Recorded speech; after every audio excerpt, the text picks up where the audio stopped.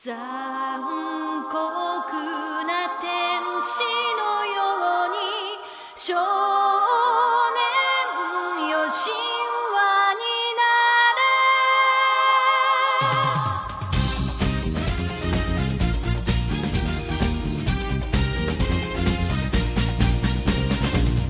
青い風が今胸のドアを叩いても、私だけをただ見つめて微笑んでるあなた。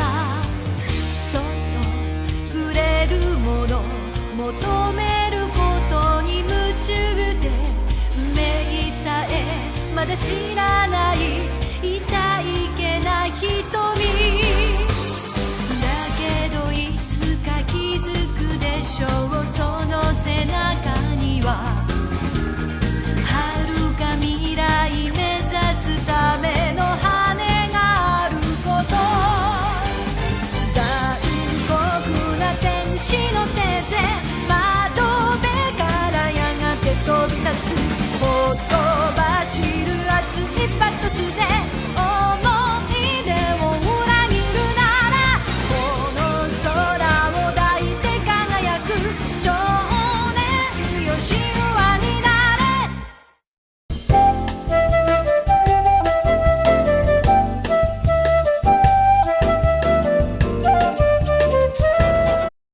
Okay, back with some bonus math. An important use of L'Hopital's rule is growth rates. We can talk about growth rates of functions. This is baby's first introduction to big O or little o notation in computer science, if you want to think about it like that. It's the first introduction to asymptotic analysis. It's actually pretty useful.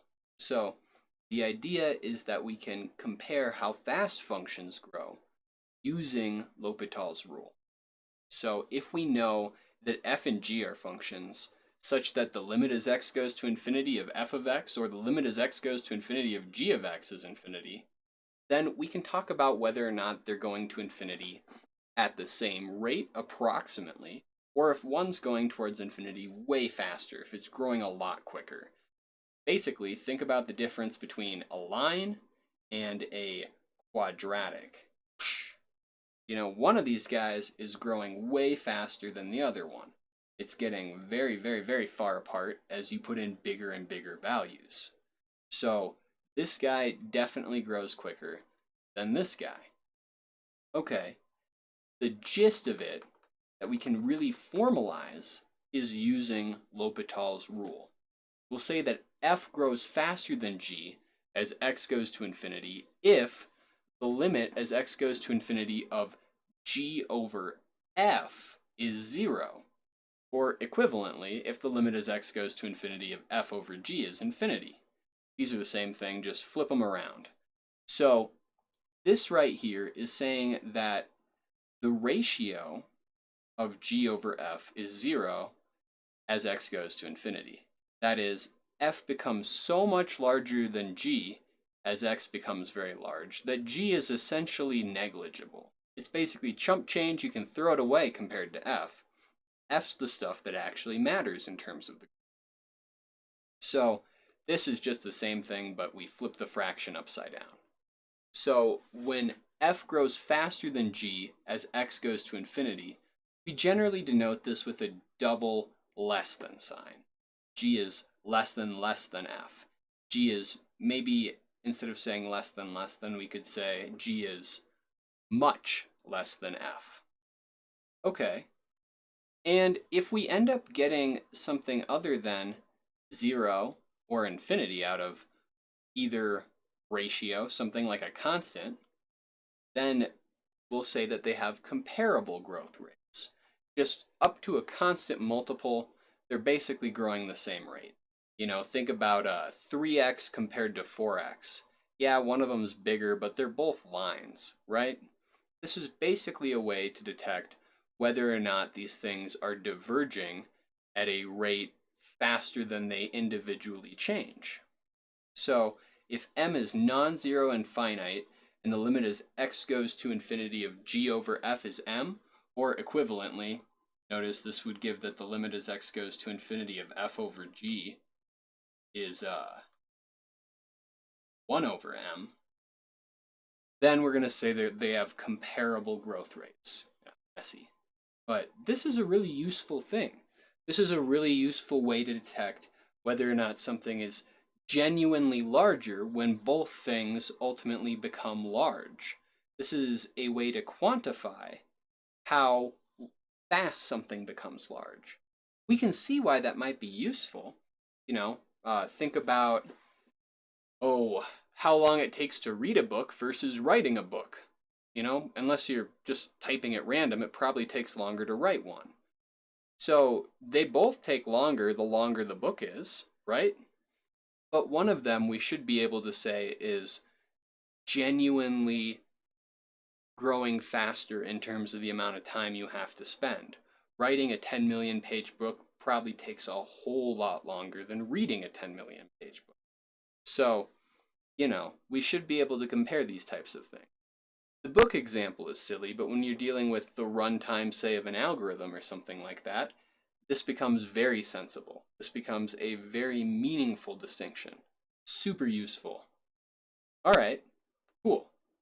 Let's talk about the growth rates of some common functions. Okay, growth rates. So let's rank the growth rates as x goes to infinity of some pretty common functions, or at least relatively common. So for positive real numbers, p, q, r, and s, and for some real number b greater than 1, we have the following rankings. ln to the q of x, so this is just the exact same way we write like sine squared. This is the same thing. This is just ln of x to the q.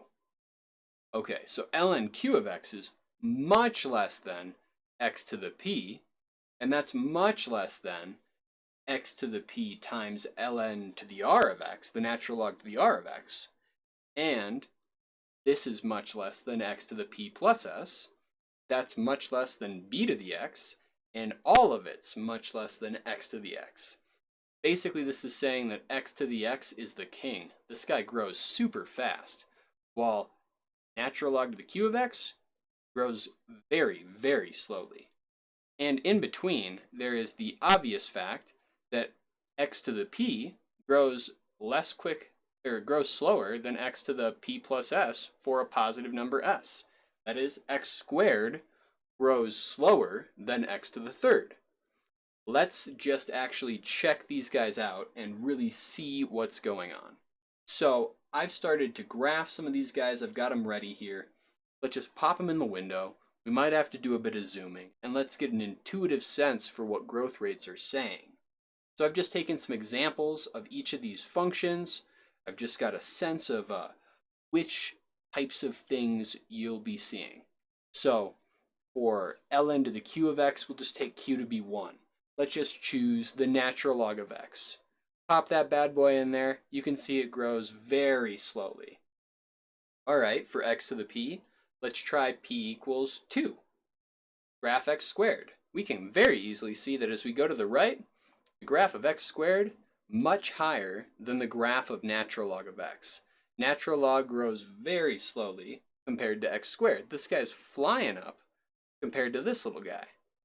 All right, let's try x squared times the natural log of x. Oh, a little bit faster than any of them. A bit steeper of a curve than natural log or x squared. And so that guy's got a bigger growth rate. Okay. And if I pop in x to the third, even steeper still. Even steeper still. Okay. Now let's try 2 to the x. This is where things might get a little bit interesting. So if I try 2 to the x, at first it seems like, hey, that guy is below almost all these guys, except for natural log over here. That guy is not growing as steeply, except we just have to zoom out a little bit to see that it overwhelms all of them at some point.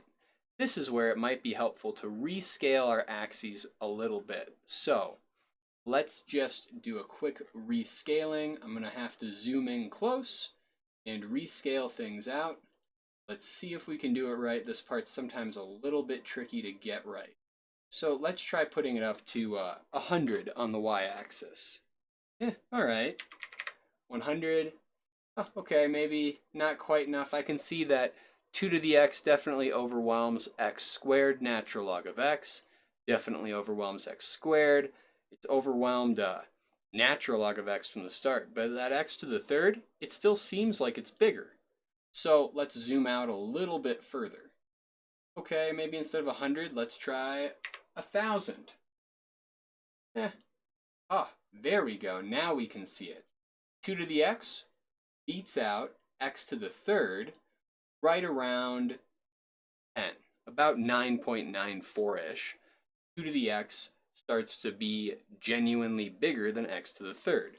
Before that, 2 to the x is smaller than x to the third, but after about 9.94, 2 to the x growing much faster.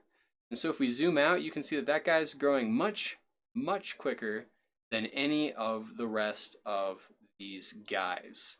So 2 to the x does have a bigger growth rate because growth rates aren't about what happens down in this beginning part over here. They're about what happens when we zoom out and we go further to the right.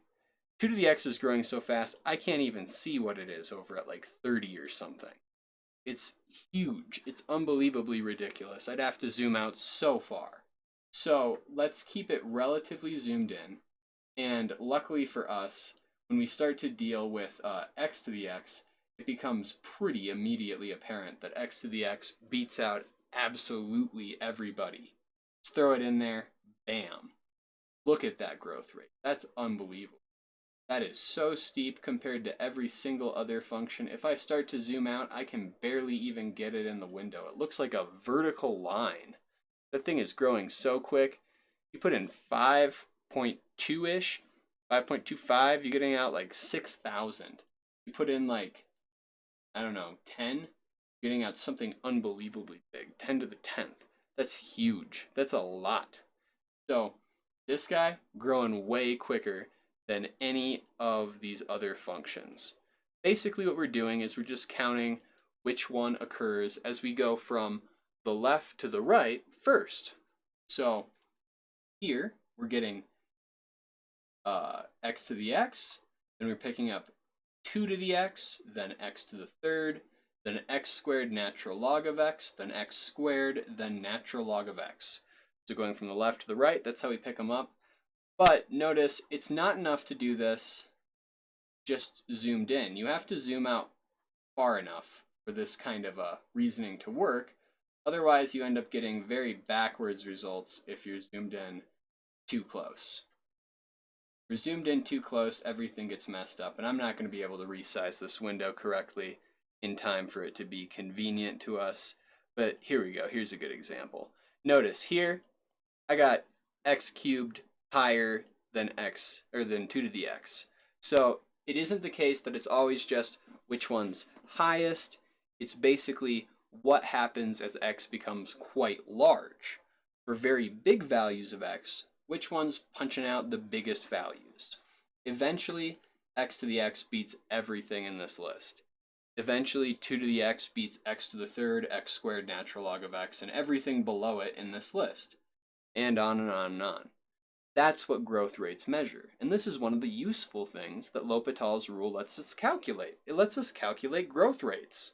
So let's try an actual example now that we have an intuition for what's going on. Okay, example 26, let's try out some growth rates. Let's see if we can compute some growth rates, figure out which function grows more quickly. Let's compare the growth rates as x goes to infinity of the function f of x is natural log of x, and g of x is x to the p, where p is greater than 0. We already know that x to the p is going to grow faster than natural log of x. We saw that in that little visualization with the graphs, but let's actually confirm it mathematically. Let's see what goes into showing this. So we want to find the limit of the ratio of the two functions. And ultimately, it doesn't really matter which way we do this limit. We could put natural log on the top and x to the p on the bottom, or we could flip it around. We'll just have to change our interpretation depending on how we do it. So let's start out with natural log on top and x to the p on the bottom. So we'll employ L'Hopital's rule to analyze this limit, since as x goes to infinity, natural log goes to infinity, and x to the p for p greater than 0 also goes to infinity. All right, cool. So we can take the derivative of the top and the derivative of the bottom. This is just a L'Hopital's equal sign right there. That's how we're getting from this step here to that step there. So we derive natural log of x, that's 1 over x. We derive x to the p, that's p, x to the p minus 1. Now we can do a little bit of algebra and cancel things out. The gist of it is just that 1 over x over p times x to the p minus 1 is the same as 1 over x times 1 over p x to the p minus 1. Yeah? And so this is just 1 over p times x to the p minus 1. That's just x to the p. Okay, so 1 over p x to the p. That's what we get right here. This is just a little bit of algebra. And hey, if we analyze this limit as x goes to infinity, 1 over a number, a positive number, times a big number to a positive number, it's 1 over something big and positive. It's close to 0. Okay, we get out 0. So from this, what we can see is that compared to natural log of x, x to the p is growing so much faster that the limit as x goes to infinity of their ratio is 0. That means that in the limit, this guy is so big, x to the p is so big compared to natural log of x, that natural log of x basically becomes negligible. It's chump change, it doesn't even matter basically. So, any positive power of x, since we chose p arbitrarily just to be greater than 0, any positive power of x grows faster than natural log of x. Natural log of x grows more slowly than any positive power of x. This says that natural log of x is much less than x to the p. Natural log of x grows more slowly than x to the p, and that's just exactly what we stated in the previous theorem. You can go through and you can prove, using L'Hopital's rule, that everything in the previous theorem was true. It's a good exercise. It's a great way to determine how functions that become large behave relative to one another. This is a good way to quantify how quickly something goes towards infinity. Cool. Pretty neat.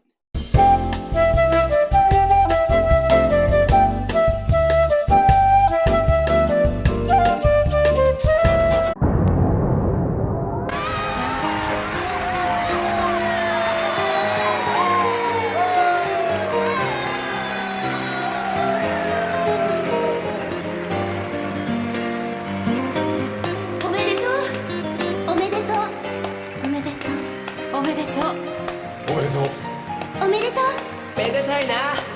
おめでとうさん。おめでとう。おめでとう。おめでとう。おめでとう。